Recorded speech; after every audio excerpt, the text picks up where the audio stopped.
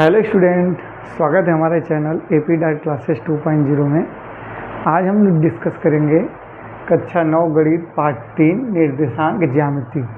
देखिए, निर्देशांक ज्यामिति बड़ा छोटा चैप्टर 9th में, लेकिन बड़ा इम्पोर्टेंट है क्योंकि निर्देशांक ज्यामिति की भूमिका बहुत गणित में अहम है। क्योंकि निर्देशांक ज्यामिति के बिना हम लोग किसी चीज़ की स्थिति नहीं बता सकते हैं कि एक्चुअली में ये वस्तु कहाँ पे है। जैसे कुछ इनके बारे में पहले निर्देशांक ज्यामिति के बारे में बता दें। एक रेने देकार्ते साहब थे,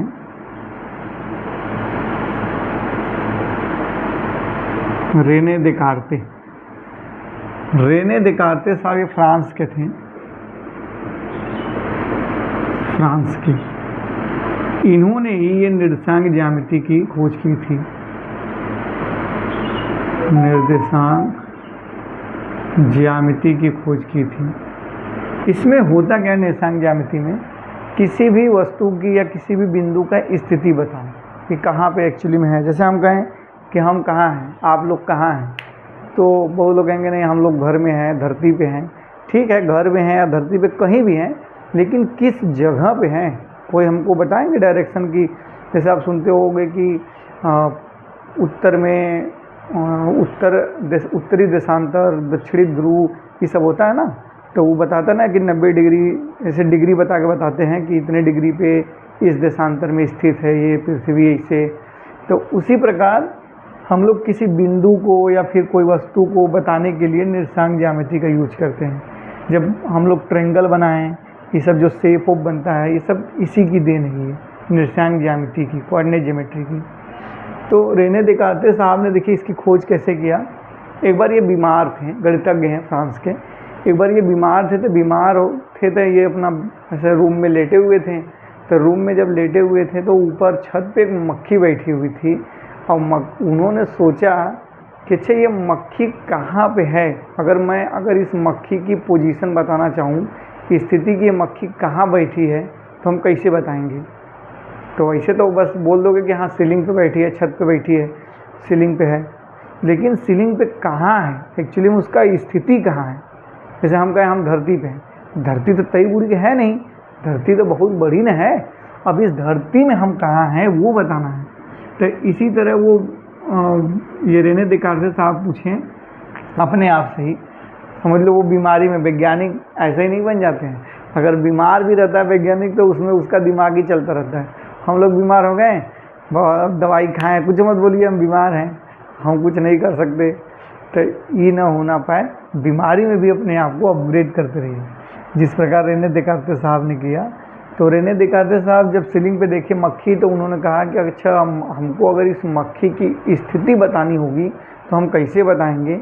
तो उन्होंने वहीं पर अपना दिमाग लगाया कि अगर इस मक्खी, जैसे मान लीजिए सीलिंग है, छत है, मक्खी यहाँ पे बैठी है, अगर इसकी स्थिति बतानी है तो हमको एक्सिस खींचना पड़ेगा। एक्सिस, इसको बोलते हैं एक्स अक्ष और इसको बोलते हैं वाई अक्ष। अक्ष खींच के हम इसकी स्थिति बता सकते हैं। जैसे मान लीजिए कि एक्स अक्ष से ये बिंदु कितना 3 मीटर दूरी पे है, 3 सेंटीमीटर, और वाई अक्ष से ये दूरी मान लीजिए 2 सेंटीमीटर है। तो इसकी एक स्थिति बनेगी, इसकी स्थिति बनेगी 2,3। तो इसको अगर बताना होगा हमको, तो हम कहेंगे कि ये मक्खी जो है एक्स अक्ष पे, पहले एक्स अक्ष लिखा था फिर वाई अक्ष लिखा था, 3,2।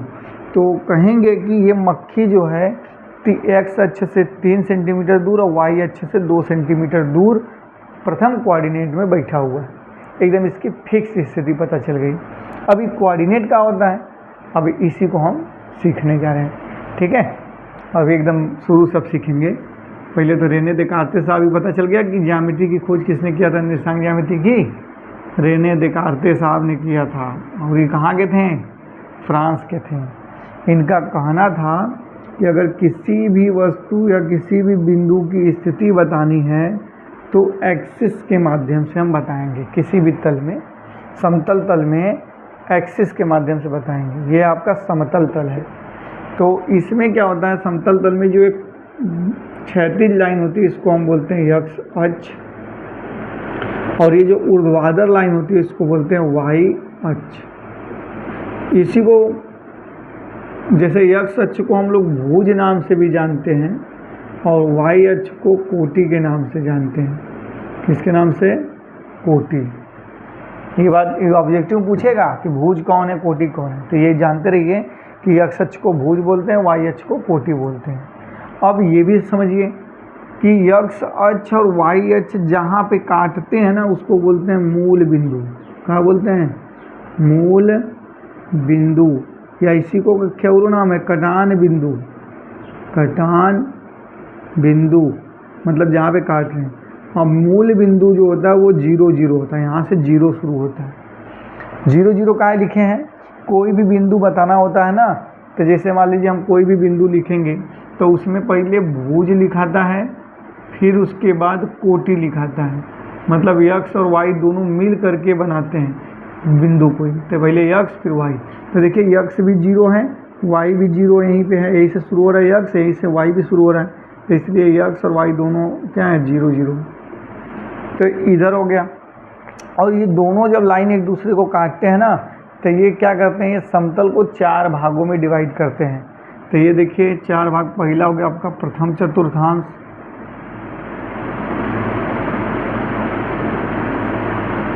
दूसरा हो गया, इसको हम इसे फर्स्ट से लिखते हैं, इसकी हो गया सेकेंड द्वितीय चतुर्थांश,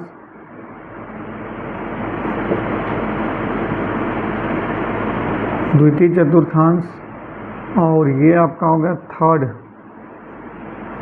तृतीय चतुर्थांश,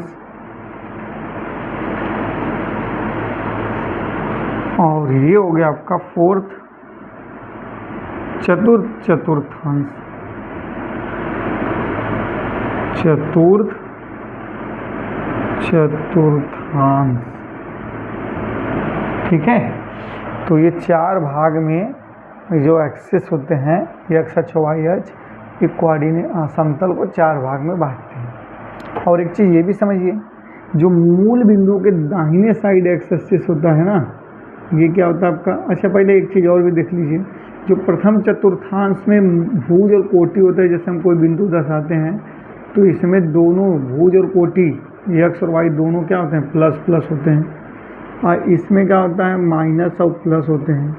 इसमें क्या होता है? माइनस माइनस होते हैं दोनों। और इसमें क्या होता है? एक प्लस होता है, एक माइनस होता है। ये बिंदु की स्थिति हम बता रहे हैं। जैसे अगर कोई बिंदु प्रथम चतुर्थांश में है तो उसका यक्ष भी पॉजिटिव रहेगा, वाई भी पॉजिटिव रहेगा। अगर द्वितीय चतुर्थांश में वो बिंदु है तो यक्ष निगेटिव, वाई पॉजिटिव रहेगा। अगर तृतीय चतुर्थांश में है तो यक्ष और वाई दोनों निगेटिव। चतुर्थ चतुर्थांश में है तो यक्ष पॉजिटिव, वाई निगेटिव। ये कैसे याद करेंगे ये भी देखिए। इसको याद करने का एक ट्रिक ये है कि ना, ये जो मूल बिंदु है, मूल बिंदु से यक्ष अक्ष पे दाहिनी साइड जाते हैं तो ये पॉजिटिव होता है, ये क्या होता है? धनात्मक होता है। और वाई अक्ष पे ऊपर की साइड जाते हैं तो ये भी क्या होता है? धनात्मक होता है। और एक्स अक्ष पे इधर पीछे की तरफ जाते हैं तो ये क्या होता है? ऋणात्मक होता है। और वाई अक्ष में नीचे की तरफ जाते हैं तो ये भी क्या होता है? ऋणात्मक होता है। अगर हमको कोई बिंदु बताना है, जैसे मान लीजिए प्रथम चतुर्थांश में कोई बिंदु है, तो प्रथम चतुर्थांश में है तो यक्ष और वाई से मिलकर बना होगा। तो देखिए यक्ष प्लस है तो ये बता प्लस, वाई प्लस है तो इसलिए प्लस, इसलिए दोनों प्लस प्लस हैं। इस वाले में देखिए पहले माइनस क्यों लिखें? क्योंकि पहले यक्ष अक्ष लिखा जाता है फिर वाई लिखा जाता है, तो इसलिए यक्ष देखिए आपका माइनस है, वाई आपका प्लस है। इसमें देखिए दोनों माइनस माइनस है, माइनस प्लस माइनस। इतना पहले बात समझ में आई भाई? ये चीज़ एकदम बढ़िया से आना चाहिए। देखिए रेने देकार्ते साहब ने कहा क्या? समतल को कोई भी बिंदु की स्थिति बताने के लिए उन्होंने कहा कि 2 लाइनें, एक क्षैतिज मतलब ऐसे बेड़ी, और ऊर्ध्वाधर मतलब खड़ी, 2 लाइनों को खींचिए और जहाँ पे एक दूसरे को काटते हैं उसको मूल बिंदु बोलते हैं। क्षैतिज लाइन को हम यक्ष अक्ष बोलते हैं, ऊर्ध्वाधर को वाई अक्ष बोलते हैं, इसी को कोटि बोलते हैं, इसको भुज बोलते हैं। और ये 4 भाग में आपस में बंटते हैं कटने के बाद। पहला होता है प्रथम द्वितीय, तृतीय, चतुर्थ चतुर्थांश। प्रथम में भुज और कोटि दोनों प्लस होते हैं, और इसमें द्वितीय में भुज प्लस माइनस कोटि प्लस होता है, तृतीय में भुज और कोटि दोनों माइनस, चतुर्थ में भुज प्लस कोटि माइनस होता है। इतना बात समझे? अगर इतना बात समझे हो आप लोग तो फिर इस चैप्टर में जान नहीं रहा। ठीक है। अब जैसे अब क्वेश्चन कैसे पूछेगा इस पे देखिए, क्वेश्चन ऐसे पूछेंगे, थोड़ा इधर ही साइड में बता देते हैं।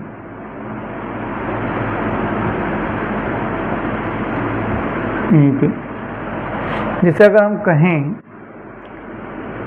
कि एक बिंदु है 4,5 21 चतुर्थांश में स्थित है, तो आप कैसे बताएंगे? देखिए इसी पे ना बहुत सारे क्वेश्चन बनेंगे। हम इसी बिंदु से देखिए आपको 3-4 क्वेश्चन बताएंगे। पहला पूछेगा इसका स्थान, मतलब ये कहाँ है, तो आप कहोगे कि ये बिंदु प्रथम चतुर्थांश में है। कैसे पता हमको? क्योंकि x भी पॉजिटिव है, y भी पॉजिटिव है, तो इसका स्थान जो है वो प्रथम चतुर्थांश में स्थित है। ठीक। अगर हम कहें कि बताइए इसका भुज कितना है, तो इसका भुज जो है, इसका भुज आप बोलोगे कि क्या है, 4 है। हम पूछ दें इसका कोटि क्या है, तो कोटि आप बोलोगे कि 5 है, क्योंकि x को भुज बोलते हैं और y को कोटि बोलते हैं, तो भुज 4 कोटि 5। ठीक है।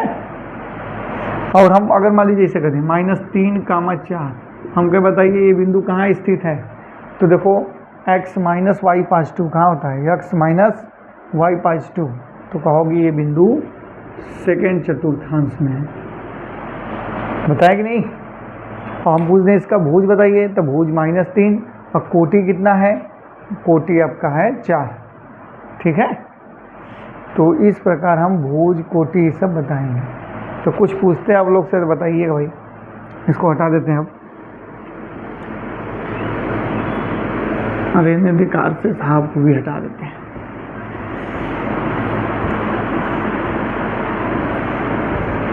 अब इतना चीज आपको जानना है, बस सिंपल सी बात। ये कोऑर्डिनेट, इसमें प्लस प्लस, इसमें minus plus, minus minus, plus minus, ये y, ये x, बस। अब कुछ रह गया? हम कह दिए बताइए 0 0, ये बिंदु कहाँ स्थित है, तो कहोगे मूल बिंदु, मूल बिंदु। इसका भुज क्या है, इसका भुज 0 है, कोटि भी क्या है, कोटि भी 0 है। हम कह दिए -1 -4, ये कहाँ है, तो ये कहोगे आप लोग कहाँ स्थित है, ये माइनस माइनस थर्ड चतुर्थांश में है। इसका भुज बताइए, तो भुज -1, कोटि क्या हो जाएगी, कोटि भी -4 हो जाएगी। ठीक है। तो ऐसे आप लोग बता सकते हैं ना, 0, -1/2, बताइए इसका भुज क्या है, भुज ये है, कोटि ये। ठीक है। इसकी स्थिति, अच्छा इसकी स्थिति बताइए। जैसे मान लीजिए 0, -1। अच्छा 0 तो ऐसे देखो, 0 मतलब भुज x 0 है, y कुछ है, तो इसकी स्थिति ये कहाँ पे स्थित है ये बिंदु, तो y देखो माइनस है ना, तो मतलब यही y इसी पे कहीं होगा, और ये तो 0 है, तो कहोगे कि ये y अक्ष पे है। कहाँ है ये बिंदु, y अक्ष पे है। अगर हम ऐसे लिख दें 4,0, हम पूछें ये बिंदु कहाँ है, तो आप कहोगे कि देखो ये तो y 0 हो गया ना, तो कहोगे ये बिंदु x अक्ष पे है। कहाँ है, x अक्ष पे धनात्मक दिशा में, मूल बिंदु से 4 सेंटीमीटर दूर पे, यहाँ पे 4,0। ठीक है। तो इस प्रकार हम लोग क्वेश्चन आप लोग बताएंगे। एक और क्वेश्चन पूछ लेते हैं। अच्छा 5,0 ये कहाँ पे है भाई, इसका स्थान कहाँ है? आप कहेंगे सर x अक्ष पे, x अक्ष पे है ये। ठीक। और बोलोगे इसका भुज कितना है, भुज आपका है 5, कोटि कितनी है, कोटि आपकी है 0। ठीक। भुज क्यों 5 है, क्योंकि x 5 है, कि कहाँ है, वाई जब 0 है तो यक्स अक्ष पे है, जब यक्स 0 रहेगा तो वाई अक्ष पे बिंदु रहेगा। ठीक है, तो इसी प्रकार निर्देशांक ज्यामिति का आप लोग पहला अभ्यास का क्वेश्चन पूरा कर सकते हैं, और कोशिश करिए कि पूरा एकदम क्वेश्चन कर लें। नेक्स्ट वीडियो में हम अगला चीज़ बताएंगे। ठीक है, वीडियो देखने के लिए धन्यवाद। समझ में आया सबको तो कमेंट में यस लिखिए।